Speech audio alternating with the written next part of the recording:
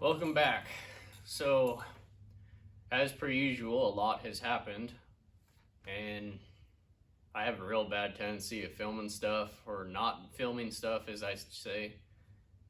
And last week, I built that window visor and side window covers because I had nothing else better to do. Didn't have parts, didn't have the heads, so that's what we worked on.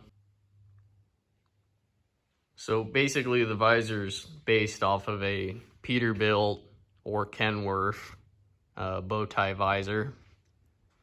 And then I also built the side window covers. It was kind of a trick. It took a lot of mapping out to make the visor look right and centered, and then where the cuts were. And then I had to build the brackets that hold it to the face of the cab, so that way this thing doesn't blow off at whatever outlandish speed I'm doing in it. And then just try to match all the contour into what you see on the big trucks out there. Pretty happy with it. It did take all day to do it because first of all, I had to come in here and cut there was a big old rust hole right in this area where I had to weld the inner bracket, and I had to just completely patch that before I could even get started.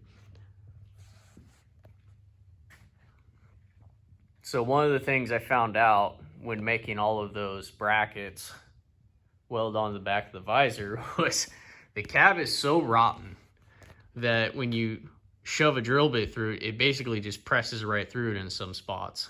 So I had to make really ginormous like sheet metal washers for the back of the bolts. So, but despite it being so rotten, it's not going to go anywhere. But I love the look that this thing gives when you're sitting in it.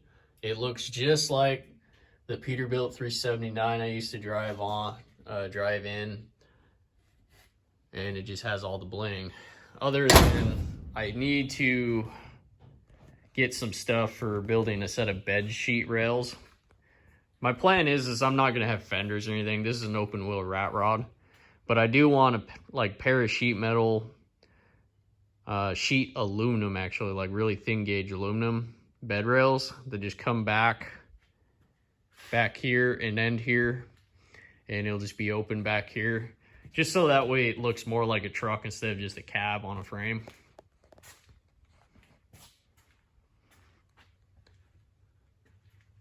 But yeah, I mean, it turned out pretty good.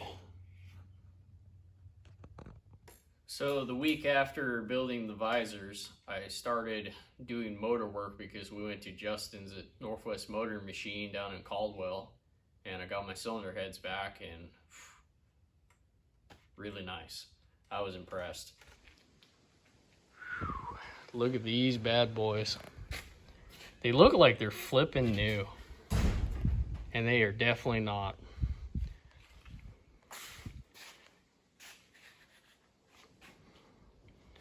So the rundown is, all that was wrong was the valves need to be reground. And then they just touched up the valve seats. And they are all nice and sealed up now. He ran a skim coat. I believe he put brand new valve seals in there, and then just basically put the whole thing back together. They ran sanding blocks across the intake deck too. I mean, everything just looks awesome. So I guess now we just need to work on getting them back on the old rat rod here. Then I started putting the heads on because, you know, I have a hard time waiting for doing anything. Like maybe I can do stuff more methodically because I don't have a transmission together, but I put the motor together. I had a little bit of hiccups here and there, and it ended up having problems with the driver's side head. I decided to run the head studs in first with silicone down on the deck, so that way I can get a better seal on keeping the water coming up through the studs.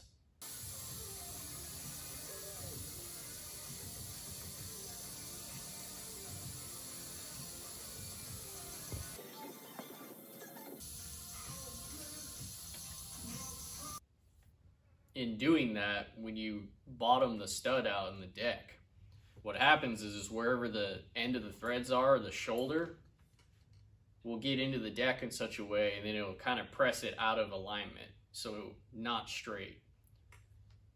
So when you go to put the head gasket on, which I put MLS head gaskets on it this time, it actually made it to where some of the holes it would just go down on, other ones it'd fight it, and having threads on that, and I was trying really carefully not to like kink or screw up the MLS head gasket. So I had to stick the Allen wrench in the top of some of the heads of these bolts and pry them over to get it on. So there was that. Then when it came to put the cylinder head on, same thing, had to fight it. It just...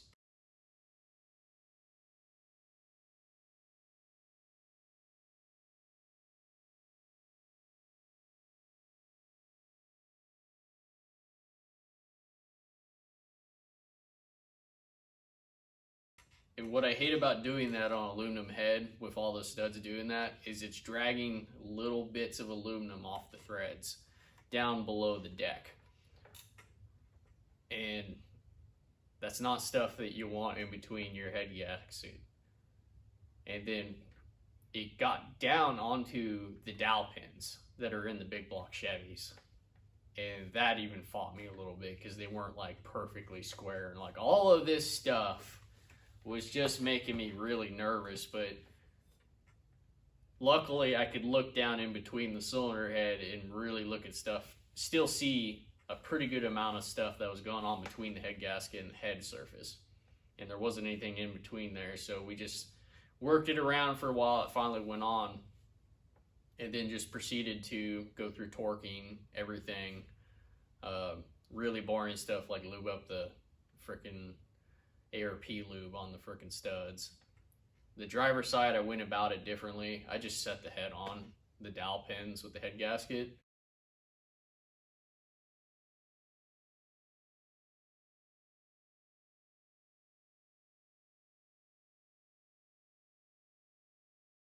And then ran the studs in with the silicone at the end of the threads. That worked much better. And then it was just the process of just putting the rest of the motor back together.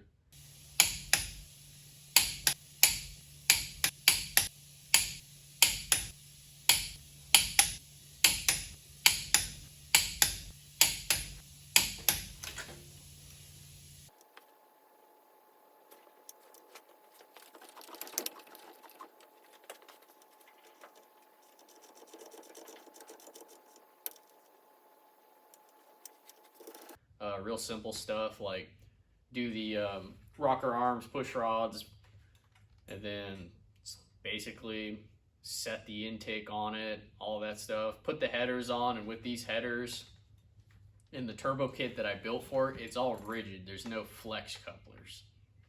So you have to basically screw the headers on loose with the gaskets between them so they can move around, and the holes are kind of slotted, so a little bit of adjustability. So when you put the turbo kit on it and you match the V-bands up, because it doesn't have centering rings in it, you can work them into the center spot and then crank the V-bands down, and then you can tighten the headers.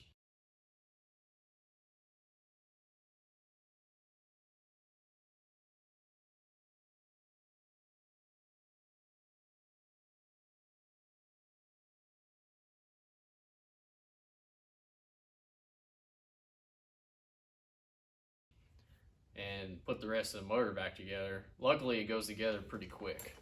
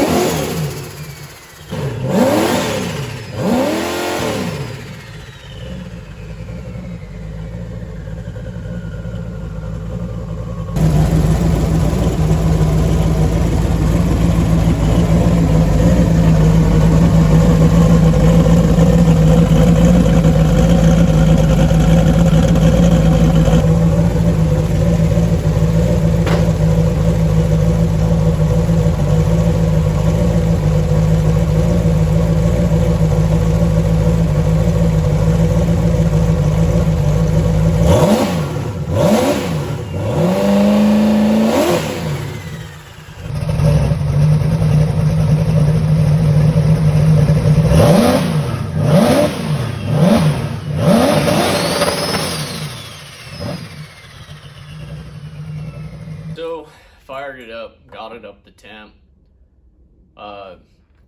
put the timing light on it, set it at 35 degrees total. It's got a locked out distributor, so that's where it is. And warmed it up, got the cooling system blowed out, and then just started revving it and all that, and it sounded really good. Way better than it did. So whatever problem, which was the leaking exhaust valves, is fixed. And then I proceeded later that night to just start whittling away at the transmission. So progress on the 4L80E for Peg Leg Penny. That was the old one. I had it all scattered a week or two ago or so all over the floor. I just put it back together with all the burned up crap. And we got to working on this one, which was a tool drive unit that I just took the output shaft out of that one and just gutted it all up, put it in this one, so it gave me the chance to look at everything. This transmission looks fantastic. I mean, I had it built by some guy that just put it together for me novice-ly, did a few upgrades here and there, put a set of Coley and steels in it, just made sure everything was fine. I decided I wanted to, like, I found online through my research that you can convert a 4L80E transmission from electronic to a full manual valve body by just doing some stuff to the actual valve body itself, the stock one. You don't have to buy a nice billet one or any of that type of stuff. Let's see what it is. It's Transgo's 4L80E-3 kit. And so all last night I went through and changed out all the accumulator springs, some valves, some other stuff, and then also it gets rid of the, what would you call it, pressure regulator valve that controls line pressure in the transmission for a vacuum modulator. And it converts the 4L80 back to basically how a Turbo 400 used to run, which is off vacuum signal off of your intake manifold. The solenoid's inside the transmission pan, but the way they go about it is they have you drill a hole right here and tap it for 1/8 inch MPT, give you this sweet fitting that's barbed here and barbed there. So that way you have control of your line pressure via the intake manifold vacuum signal. So I'm pretty happy about that. I'm almost ready to put the whole thing back together, other than just some upgrades. Like, these are upgrades you can do while the transmission out, which it is, which is drilling some stuff in the pump, changing the springs in the direct drum clutch, maybe drilling a hole in there to keep the seal from blowing out of the transmission. I will put a high stall torque converter in this, either from PTC or Circle D Performance. I haven't decided yet, but we're getting there. It probably won't take me very long to get this thing together and back in Peg Leg Penny here.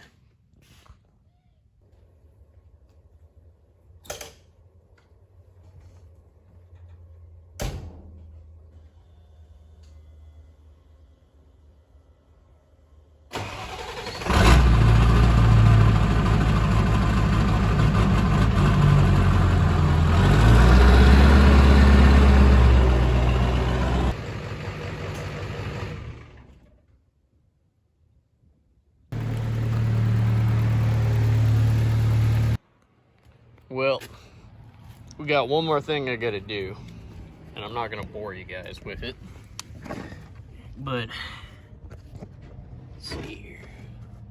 Oh yeah. So I was heading over to my job, hit a nice sweet bump, and all of a sudden, sound like the Fast and the Furious, but with all the speed though. So that's the video for this week. Got to go back to work, make more money so I can buy the parts to build this thing and keep my truck running. And then at some point, I need to get the green truck back on the roster and put back together, because I broke the output shaft on it springtime, something like that. So that's a new pressing item. That'll be coming in an upcoming video sometime soon, maybe in the next month or two. Anyways,